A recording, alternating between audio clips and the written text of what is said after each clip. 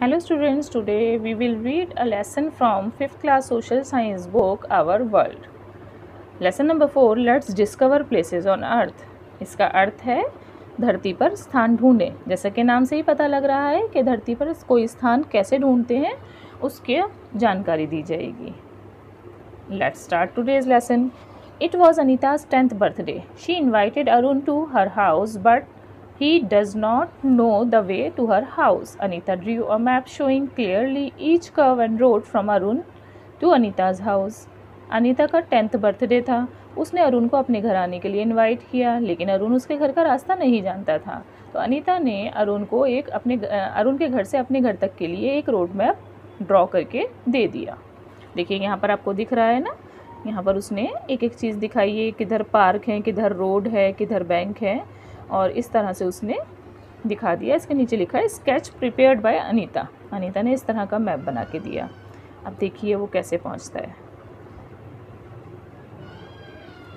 Arun told Anita's father that Anita has made a very good map. She has shown that cross road where two roads intersect and the bank as well. I cannot lose my way. Arun ने अनीता के father से कहा कि अनीता ने इतना अच्छा map बनाया था, उसमें हर एक चीज़ दिखाई थी और मैं अपना रास्ता नहीं भूला और मैं अच्छे से पहुंच गया आपके घर। Anita's father said that it's just like this way that people locate places in a map and globe. Taking out one big globe, he said to find any place on the earth we should know about two things, longitudinal lines and latitudinal lines. These are imaginary lines, you can't see them, but with the help of these lines we can locate any place on earth. And sailors even today take the help of these imaginary lines to find the way or to know where they are going.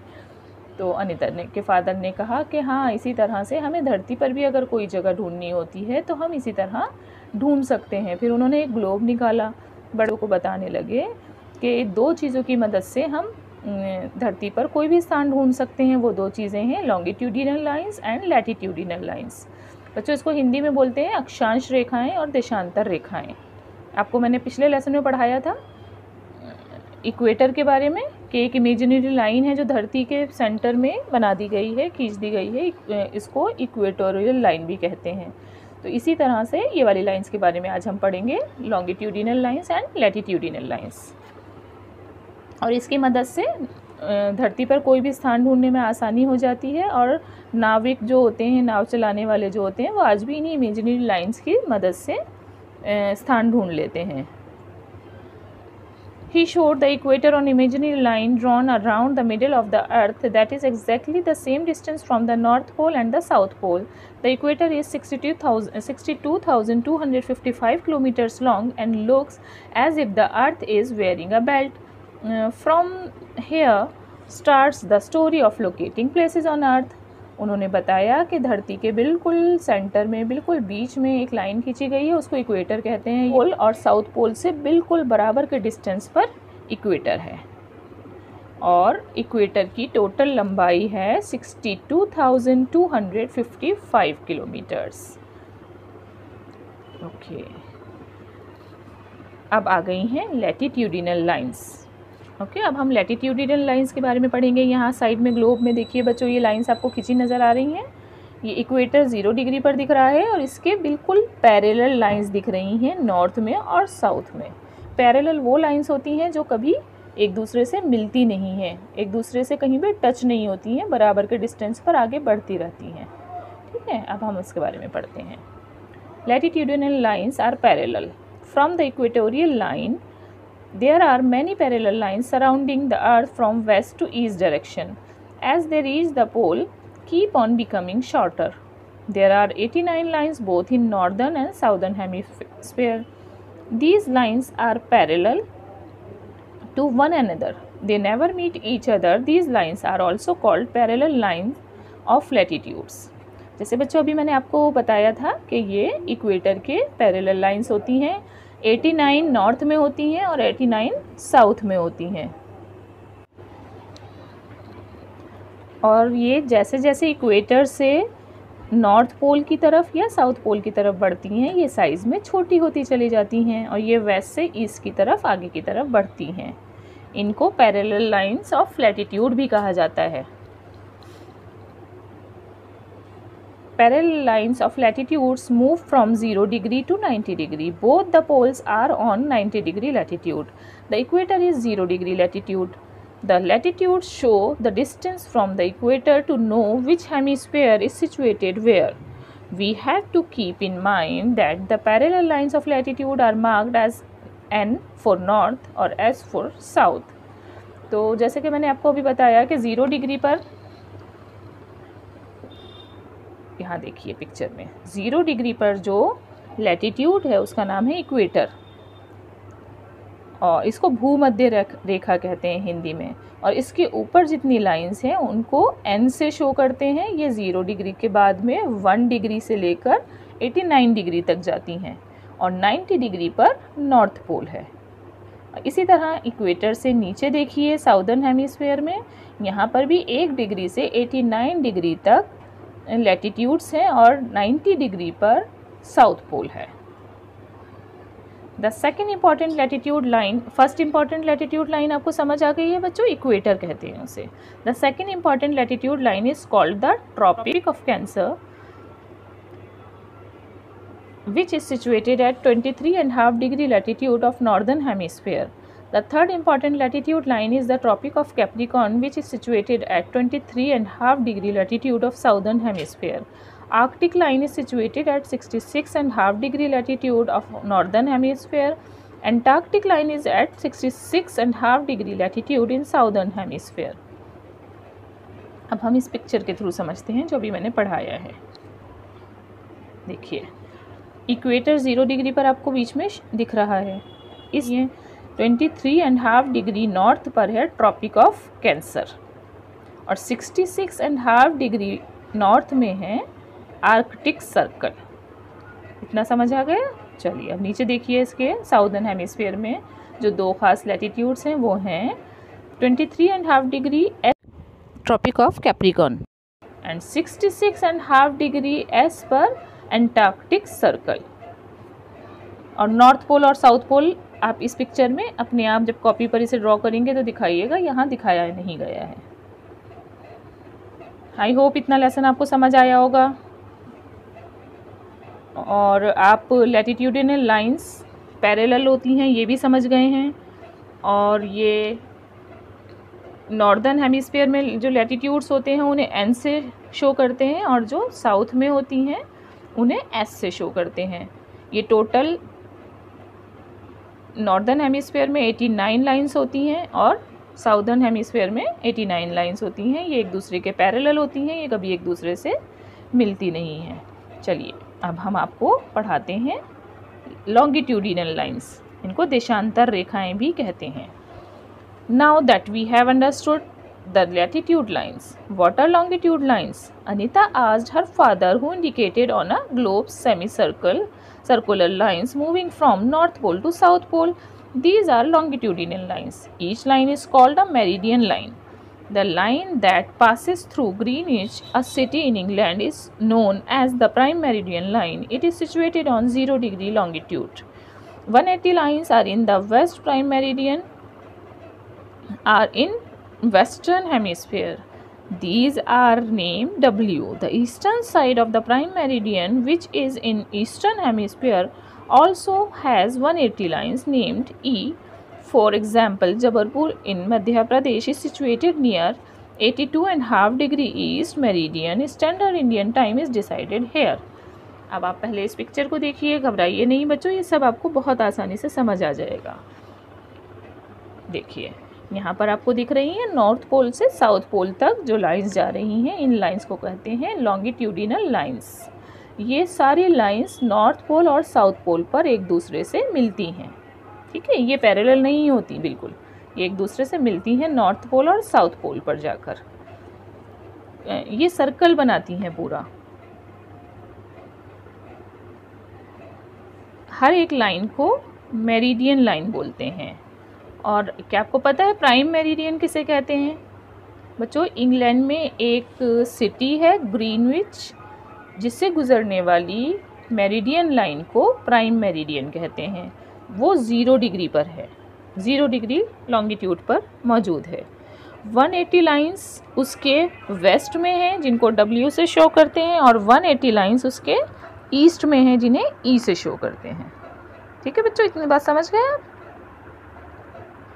जैसे कि इन्होंने मिसाल के लिए बताया है कि जैसे मध्य प्रदेश स्टेट में जबलपुर नाम का जो शहर है वो कहाँ पर सिचुएटेड है, 82.5 डिग्री ईस्ट मेरिडियन पर है। वहाँ से इंडिया का स्टैंडर्ड टाइम डिसाइड किया जाता है।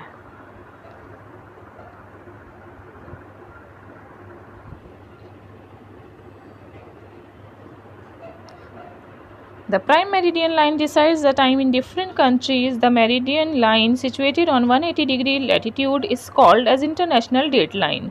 This is that imaginary line from where the date changed by a day. यहाँ इन्होंने बताया कि प्राइम मेरिडियन लाइन जो होती है वो टाइम डिसाइड करती है कंट्री में, किसी कंट्री में क्या टाइम होता है। And the meridian line situated on 180 degree, जो 180 डिग्री पर जो मेरिडियन लाइन है उस लैटिट्यूड का नाम होता है इंटरनेशनल डेट लाइन। देखिए यहाँ पर आप मैप में देख सकते हैं जो 0 डिग्री पर है वो तो इंग्लैंड के ग्रीनविच शहर से गुजरने वाली 0 डिग्री पर खींची गई मेरिडियन है जिसका नाम है प्राइम मेरिडियन। ठीक है, और जो दूसरी 180 डिग्री पर आपको राइट हैंड पर दिख रही है उसका नाम है इंटरनेशनल डेट लाइन। 180 डिग्री पर है बच्चों ये। ठीक है,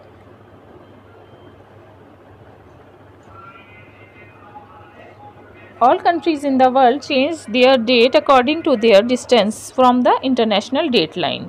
सभी कंट्रीज़ इसके डिस्टेंस की बेस पर डिसाइड करती हैं कि उनके यहाँ डेट क्या होगी। Countries situated in the east of this line are 1 day or a few hours ahead of the countries situated on the west of this line.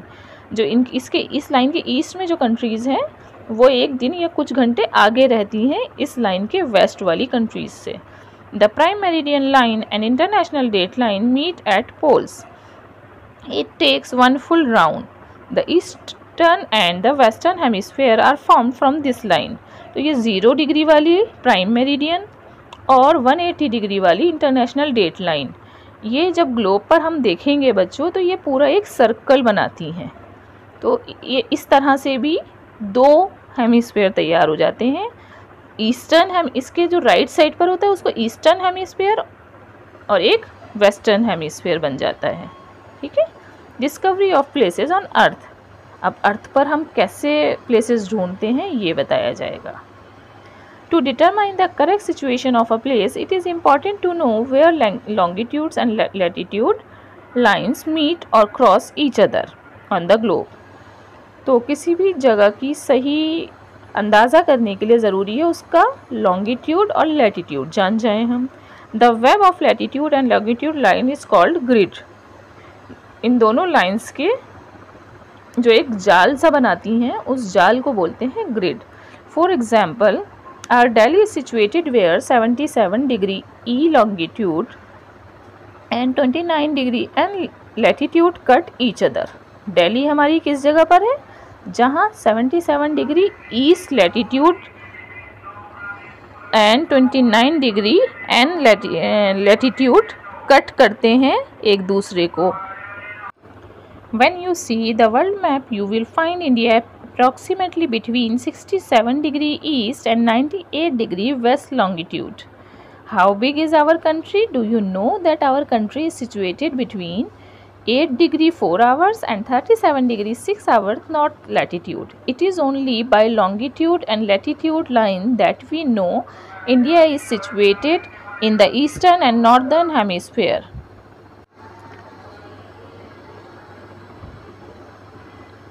जब आप वर्ल्ड मैप में देखेंगे तो आप ये देखेंगे कि इंडिया 67 डिग्री ईस्ट से 98 डिग्री ईस्ट लॉन्गिट्यूड तक है और हमारी कंट्री बहुत बड़ी है बच्चों। और इसी तरह से जब हम लैटिट्यूड्स देखेंगे किन लैटिट्यूड्स के बीच में हमारी इंडिया है तो ये 8 degree 4 hours and 37 degree 6 hours north latitude में है। ठीक है बच्चों, इस तरह से हमें पता लग गया कि हमारी country India eastern and northern hemisphere में है। ठीक है, the tropic of cancer passes through the centre of India. और अभी आपको मैंने इम्पॉर्टेंट लैटिट्यूड्स बताए थे, उनमें से एक बहुत इंपॉर्टेंट लैटिट्यूड था जो 23.5 डिग्री नॉर्थ पर है, उसका नाम है ट्रॉपिक ऑफ कैंसर, और इंडिया के सेंटर से गुजरता है tropic of cancer. If you recall the latitude is situated at 23.5 degree north. देखिए यहाँ पर, ठीक है, ये location of India on earth आप देख सकते हैं ना इस मैप में। कौन से हेमिस्फीयर में दिख रही है बच्चों ये आपको?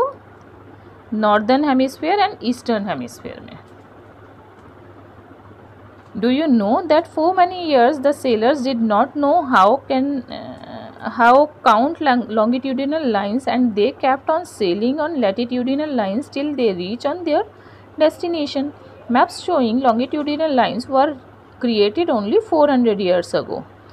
बच्चों क्या आप जानते हो काफ़ी टाइम तक तो लोगों को, सेलर्स को, नाविकों को पता ही नहीं था कि लॉन्गिट्यूडिनल लाइंस क्या होती हैं। वो सिर्फ लैटिट्यूडिनल लाइंस पर, यानी जो इक्वेटर की पैरेलल लाइंस होती हैं उन पर ही चलते रहते थे, आगे बढ़ते रहते थे और अपनी मंजिल पर पहुंचते थे। अब से 400 ईयर्स पहले ही लॉन्गिट्यूडिनल लाइंस को क्रिएट किया गया, बनाया गया। अब बच्चों ये लेसन तो आपका कंप्लीट हो गया, लेकिन इस लेसन से रिलेटेड कुछ इम्पॉर्टेंट पॉइंट्स बताए जाएंगे। मुझे उम्मीद है आपको ये अच्छे से समझ आया होगा कि हम कैसे लोकेट करते हैं प्लेसेस को अर्थ पर।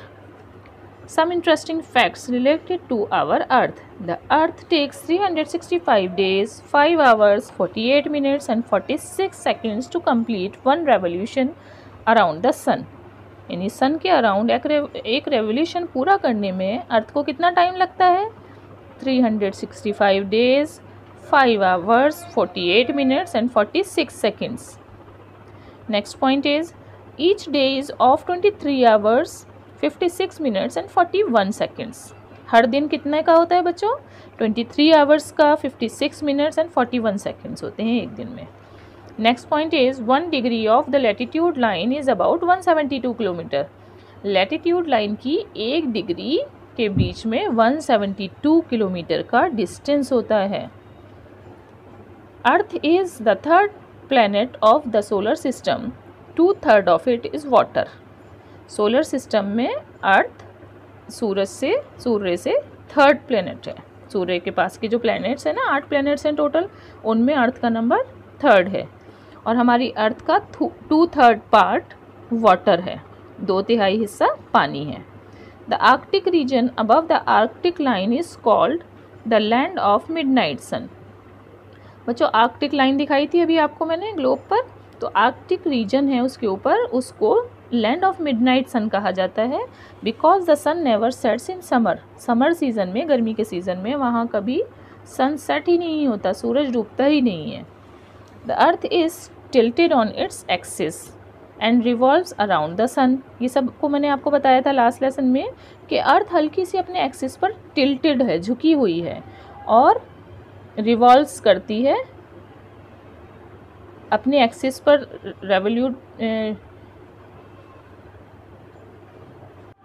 The earth is tilted on its axis and revolves around the sun. The earth's tilt is towards the sun in northern hemisphere for 6 months. The other 6 months the earth's tilt is towards the sun in the southern hemisphere.